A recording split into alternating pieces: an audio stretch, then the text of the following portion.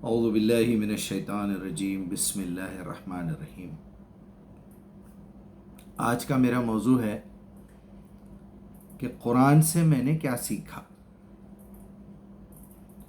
جب کبھی بھی آدمی اپنے بارے میں سوچے کہ میں کون ہوں، کیا ہوں، کیسا ہوں، کہاں سے آیا، کہاں جانا ہے، مجھے بھوک کیوں لگتی ہے، مجھے نیند کیوں آتی ہے، مجھے ضرورت کیوں محسوس ہوتی ہے، میرے جذبات کی تسکین کس طرح ہو، تو اس کو فوراً یہ سوچنا چاہیے کہ میں کون ہوں، کہاں جانا ہے، مرنے کے بعد کیا ہوگا۔ یہ باتیں تو میں ہزاروں بار کر چکا ہوں، سینکڑوں بار کر چکا ہوں۔ آج میرا ذہن اس بات کے اوپر کام کر رہا تھا کہ دعوت کے پیریڈ میں دعوت دیتے وقت لوگوں کو شارٹ کٹ سے شارٹ کٹ آسان طریقے سے میں بات سمجھاؤں کہ بھائی آخر اتنے بڑے جھگڑے کا، اتنی بڑی لڑائیوں کا لب لباب کیا ہے، مقصد کیا ہے، کیوں کر رہے ہیں ہم اتنا سب کچھ، اتنی بحث، اتنے بیانات اور یہ اور اتنی جماعتیں، اتنے فرقے۔ سمپل بات ہے کہ ایک آدمی اپنی زندگی گزار رہا، اس کے دو پہلو ہے، ایک اچھائی کا، ایک برائی کا۔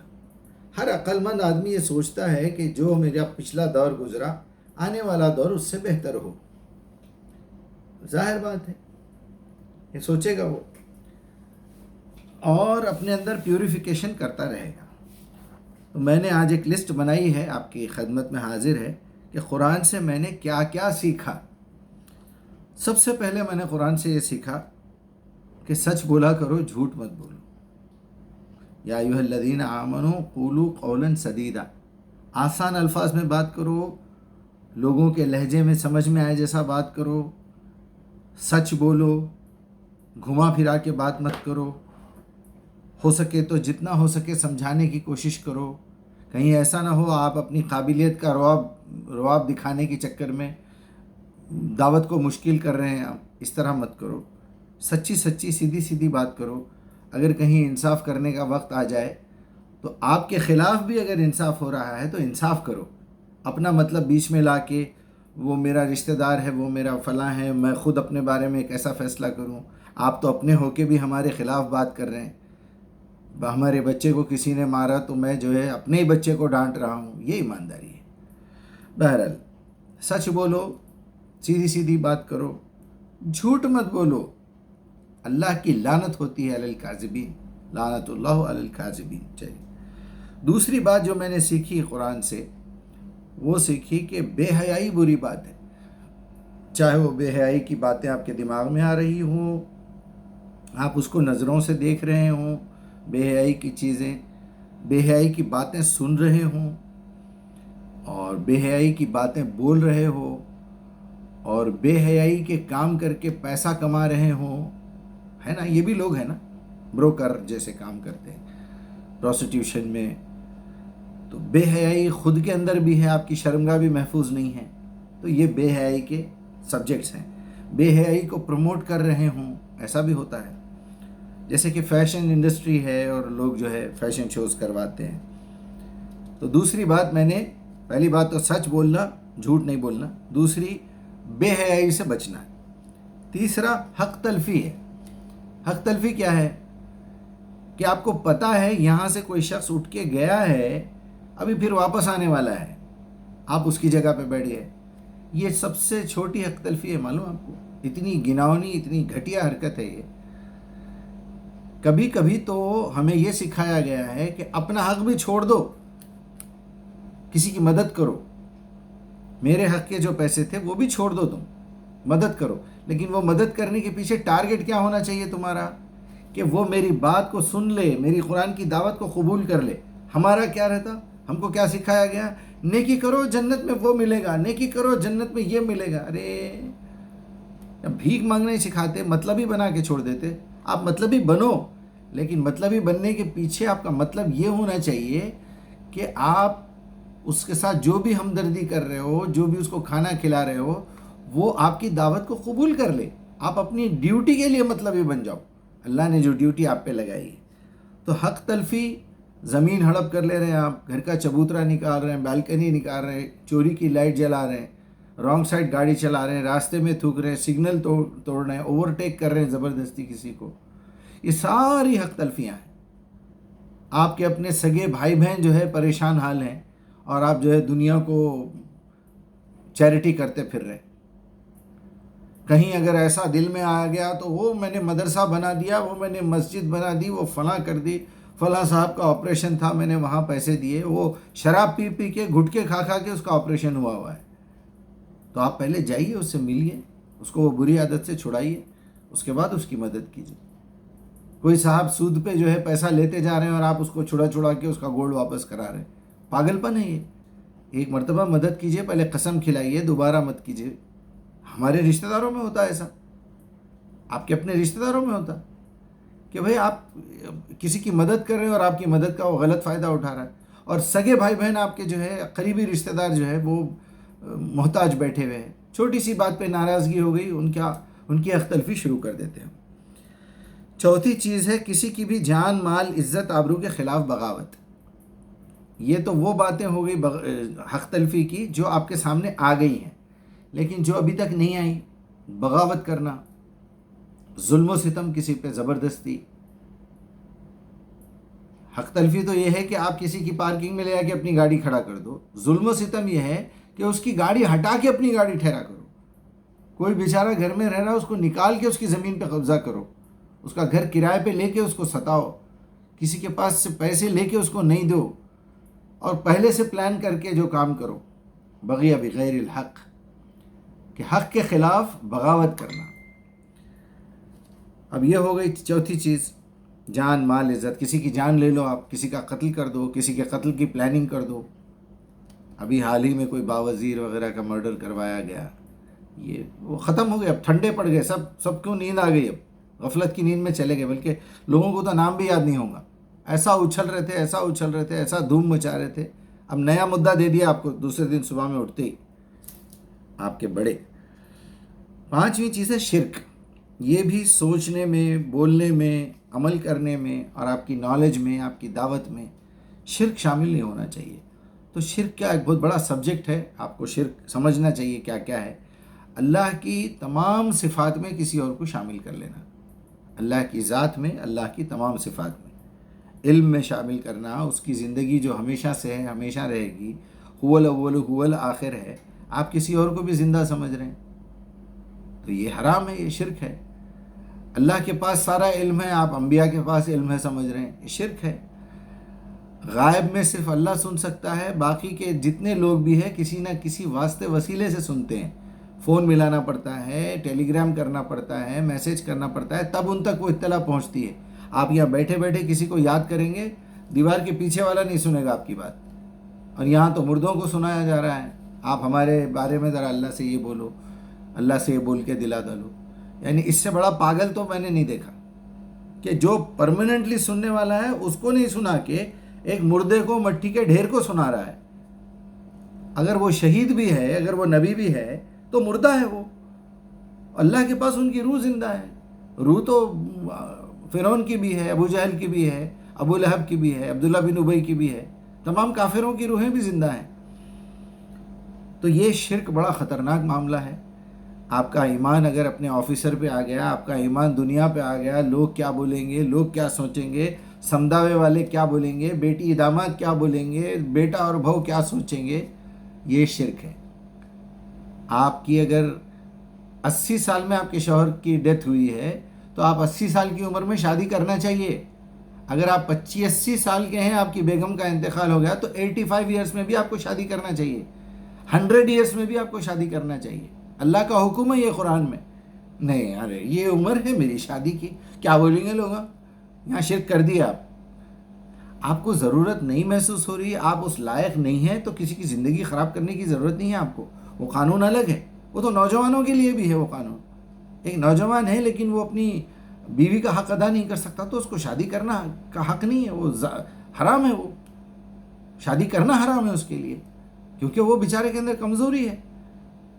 کوئی ایسی لڑکی ہے جو کسی کے بچے نہیں پیدا کر سکتی، کسی کی خواہش پوری نہیں کر سکتی، اس کے اندر وہ ڈیزائر نہیں ہے، وہ جذبات نہیں ہیں، تو اپنی ماں کو صاف صاف بولنا چاہیے کہ نہیں ماما میرے پاس وہ چیز ہی نہیں ہے میرے پاس کہ میں کسی کو سکون پہنچا سکوں. نہیں شادی ہوں گی تو ٹھیک ہو جائیں گے، ایک بچے ہو گئے تو ٹھیک ہو جائیں گے. وہ بچے بھی ہوتے، شادی بھی ہوتی، بچے بڑے ہونے کے بعد طلاق بھی ہوتا پھر. ہاں، شرک بڑی خطرناک چیز ہے. 6 نمبر پہ بنا تحقیق کیے کوئی بھی بات سوچنا، بولنا، عمل کرنا، دعوت دینا اور اس کو لکھنا پڑھنا بنا تحقیق کے، یہ بہت خطرناک کام ہے. اسے بدعت کہتے ہیں. جب کمپلیٹ ہو گیا اب آپ اپنی شاعری کرنا شروع کر دیے، یعنی اللہ کی کتاب سے ہٹ کے، نیچر سے ہٹ کے، اللہ کے رسول کی حدیث سے ہٹ کے، اللہ کے نبی کی سیرت سنت سے ہٹ کے آپ جو ہے ایک نئی بات کر رہے ہیں. ان تقولوا علی اللہ ما لا تعلمون، لا تقف ما لیس لک بہ علم ان السمع والبصر والفؤاد کل اولئک کان عنہ مسئولا. تو بنا تحقیق کے کوئی بات کرنا، بنا سر پیر کی بات کرنا. میں نے بڑے بڑے لوگوں کو دیکھا ہے اس قدر بے غیرت میں بتا نہیں سکتا، اس قدر بڑا جاہل، پھر دنیا کے سامنے انہوں عالم ہے. ایسا نکال کے لاتا ہے ایک آیت کا ٹکڑا بیچ میں سے اپنی جو ہے الٹی بات کو سیدھا کرنے کے لیے. وہاں بات کس پس منظر میں کی گئی ہے، وہاں کیا بات ہو رہی ہے. 1 2 کرو، 3 کرو، 4 شادیاں کرو، اگر تم انصاف نہ کر سکو تو ایک پہ گزارا کرو. وہ انصاف بیویوں کے درمیان نہیں ہے، وہ انصاف بچوں کے پیسوں کے درمیان ہے. جس یتیم کا پیسہ لے کے تم اس کو اس کی ماں کے ساتھ شادی کر کے تم اپنی بیوی بنا رہے ہو. اس بات کا تو احساس ہی نہیں دلایا ہم کو کسی نے. ہم نے خود کی جب تحقیق کی تو پتہ چلا یہاں تو بات ہی کچھ اور ہو رہی ہے. 4 نمبر کی سورت، 4 نمبر کی آیت، 4 بیویوں کا ذکر. تو ذرا سمجھیے آپ بات کو. وہاں بات شروع ہو رہی ہے، اے لوگو تم کو میں نے ایک نفس سے پیدا کیا، ایک ہی جان سے، اسی سے اس کا جوڑا بنایا، پھر بہت سارے مرد اور عورت پیدا کر دیے. تم ایک دوسرے کا حق ادا کرنے کے لیے، حق لینے کے لیے اللہ کا نام لیتے ہو. دھوکہ مت دو، اللہ سے تقوی اختیار کرو اللہ کے لیے. اور ان یتیموں کے مال کو اپنے مال کے ساتھ ملا کے خراب نہ کرو. ان کا مال تو صاف ستھرا ہے، تم حرام کا مال کما رہے ہو، اس کے ساتھ ملا دے رہے تم. اگر تمہیں ڈر ہے کہ تم ان کا مال، اپنا مال ملا کے تجارت کر کے نہیں سنبھال سکتے تو ان کا مال مت لو. تم ان کا مال اٹھا کے رکھو، جب بڑے ہو جائیں گے دے دینا، لیکن ملا کے خراب مت کرو. وہاں بھی انصاف کی بات ہو رہی ہے. نہیں، تم کو ملانا ہی ہے، ان کو اپنے گھر میں رکھنا ہی ہے. ان کی مائیں جو ہیں، جو ساتھ آئی ہیں یتیم کی، ان ماؤں سے یا ان یتیم لڑکیوں سے تم شادی کر لو. 2 کر لو، 3 کر لو، 4 کر لو، کوئی بات نہیں. کیونکہ مرد آدمی ہے، 10 عورتوں کے ساتھ بھی رہ سکتا، 100 عورتوں کے ساتھ بھی رہ سکتا ہوں، لیکن ایک انسان کی کیپیسٹی کے حساب سے. پھر اللہ نے حکم دیا کہ تم اگر انصاف نہ کر سکو تو ایک پہ گزارا کرو. یہاں لوگ سمجھ رہے ہیں بیویوں میں انصاف کرنا ہے. آخری درجے کے بیوقوف ہیں یہ لوگ، یاد رکھیے میری بات. آخری درجے کے بیوقوف ہیں میری نظر میں. وہاں بات ہی بچوں کی ہو رہی ہے، مال کی ہو رہی ہے، آپ بیویوں کے انصاف میں پڑے ہوئے ہیں جا کے. کس نے کہا آپ سے بیویوں کا انصاف ہے؟ یہ بالکل بیوقوفی کی محمل بات ہے.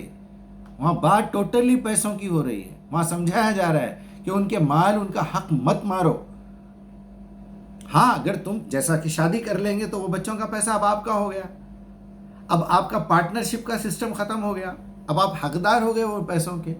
اب وہ بچہ آپ کا جو ہے آپ کی اس میں آ گیا، سیفٹی سیکیورٹی میں، شیلٹر میں آ گیا. وہ باپ کا بچہ بن گیا. وہ اس کے بھی پورے حقوق ہیں، اس کا پیسہ آپ لگا رہے ہیں.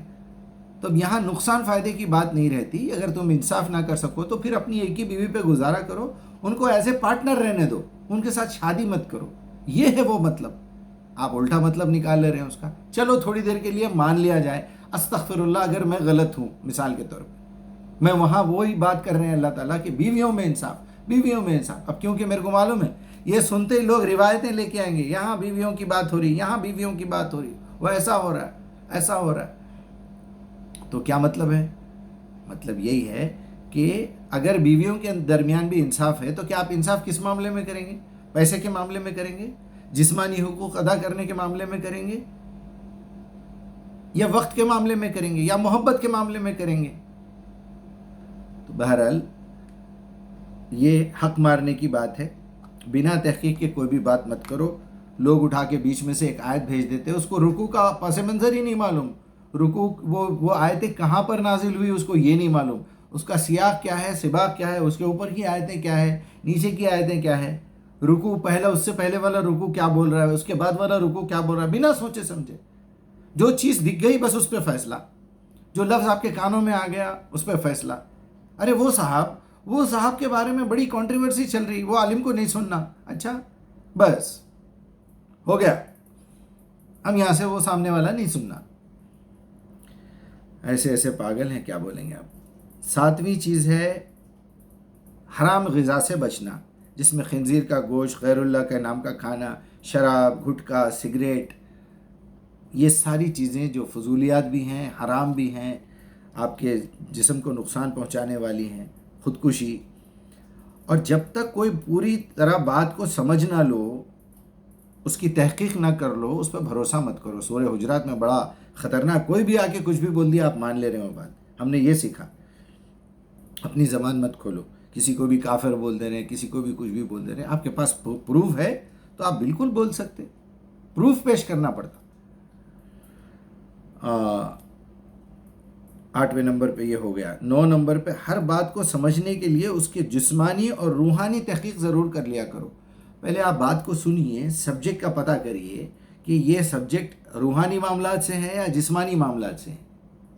یہ بات خالی تھیوری تک ہے یا بولنے تک ہے یا عمل کرنے تک ہے یا کھانے کے معاملے میں ہے. اس کو پہلے ڈیوائیڈ کیجئے، عمر کے کس حصے کے لیے ہے، عورت کے لیے ہے یا مرد کے لیے ہے، یہ معلوم کر کے کام کریے. 10ویں اور سب سے آخری بات میں اپنا بیان ختم کر رہا ہوں، وہ ہے دعوت کے لیے استغفار. اس میں اخلاص ہونا ضروری ہے، صبر ہونا ضروری ہے، آپ کا ایمان لانا ضروری ہے. ایمان کے لیے قرآن پڑھتے رہنا، سمجھتے رہنا، تدبر کرنا، تفکر کرنا، اور اس کا مقصد یہ بنانا کہ میرے کو پیوریفیکیشن کرنا ہے قرآن سے. قرآن کی مدد سے میں اپنی لائف کا پیوریفیکیشن کروں گا. اب میری لائف میں چونکہ میرے ماں باپ کی وجہ سے میں دنیا میں آیا، ماں باپ کا پیوریفیکیشن بھی میرے اوپر فرض ہو گیا. میری وجہ سے میری دنیا میں میرے بیوی بچے بھی آ گئے، ان کا پیوریفیکیشن بھی ہے. میرے ماں باپ کی طرف سے میرے بھائی بہن پیدا ہو گئے، ان کا پیوریفیکیشن بھی ہے. پڑوسی کے ساتھ میرے تعلقات ہیں، دوستی ہے ہماری، سلام علیک ہے، مسجد میں نماز پڑھتے ہیں. میرے مصلیاں جتنے بھی ہیں مسجد کے، ان کا بھی میرے اوپر حق ہے. میرے محلے والوں کا مجھ پر حق ہے، میرے شہر والوں کا مجھ پر حق ہے. میں جس جگہ جاتا ہوں، کسی دوسری کنٹری میں کسی سے ملتا ہوں، آٹو رکشہ لیتا ہوں، ٹیکسی لیتا ہوں، ہوائی جہاز میں جاتا ہوں، کہیں پر بھی جاتا ہوں، میری ملاقات کسی سے بھی ہوتی ہے تو میں اس تک کسی نہ کسی بہانے، کم از کم میرے چلنے کے سٹائل اور میرے لہجے سے میں یہ بتاؤں کہ میں مسلمان ہوں، میں قرآن کو فالو کرتا ہوں. ہلکے انداز میں ہی صحیح میں یہ پوچھ کے رہتا ہوں، hello, hi, how are you. اگر آپ کرسچن ہیں تو آپ بائبل پڑھتے ہیں؟ جس طرح بائبل ہے اسی طرح ہمارے پاس قرآن بھی ہے. میں سمجھتا ہوں یہ دونوں بالکل ایک ہی ہونا چاہیے. کیا آپ مجھے بائبل دے سکتے ہیں؟ میں آپ کو قرآن گفٹ کرنا چاہ رہا ہوں. اتنی بات تو کمپلسری بولنا ہے. آپ ویٹنگ میں بیٹھے ہیں تو پڑوسی سے بات کیجئے. آپ کہیں جا رہے ہیں، ٹرین میں، کہیں بس میں ہیں، کہیں پلین میں ہیں، آپ بولیے، اس سے بات کیجئے. آپ ہاسپٹل جاتے ہیں، ڈاکٹر کو بولیے آپ کیا ہیں، کس لیے پیدا ہوئے ہیں. وما خلقت الجن والانس الا لیعبدون. اور عبدون کیا ہے، عبادت کیا ہے؟ الدعاء هو العبادہ. دعوت دینا ہی اصل عبادت ہے. الدعاء مخ العبادہ. دعوت ہی اصل مغز ہے عبادت کا. وہاں پر بھیک مانگنے کو بول دیا، دعا ہو العبادہ، دعا ہو. بہرحال دعوت کے ساتھ استغفار ضروری ہے کہ اللہ میرے پچھلے گناہوں کو معاف کر دیجئے. میں توبہ کرتا ہوں کیونکہ آپ نے شرط لگا دی ہے، ہدا للمتقین، تم گناہوں سے بچو، معافیاں مانگو، ہدایت دوں گا. پھر استغفار کرتے رہنا ہے آپ کو جب بھی آپ کو کوئی گناہ یاد آئے. اس میں پیورٹی لائیے، اس سے پیسہ مت کمائیے.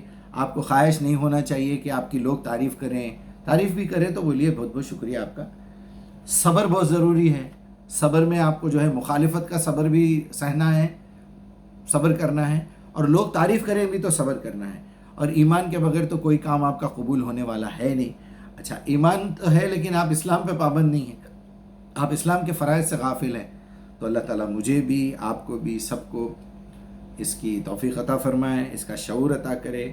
ہمیں جو ہے شیطان کے وسوسوں اور بہکاووں سے محفوظ رکھے، اس کے شر سے محفوظ رکھے. اور آپ تمام سے بھی یہ گزارش ہے کہ تھوڑے سے آج کل میرے بیانات بڑے ہو رہے ہیں، لمبے ہو رہے ہیں، 20 منٹ تک بھی جا رہا ہوں میں. آپ 3 گھنٹے، 2.5 گھنٹے کی فلم دیکھتے ہیں اور جو ہے 3 گھنٹے ٹک ٹاک پہ لگے رہتے ہیں. 1 منٹ کا ویڈیو دیکھتے دیکھتے 2.5 گھنٹے نکل جاتے ہیں. دوستوں میں چبوترے پہ جا کے بیٹھے تو آپ کے 2 گھنٹے، 4 گھنٹے آپ نکال دیتے ہیں. بیکار کی جو ہے بکواس میں لگا دیتے ہیں، تو تھوڑا اس میں بھی دیجیے۔ السلام علیکم۔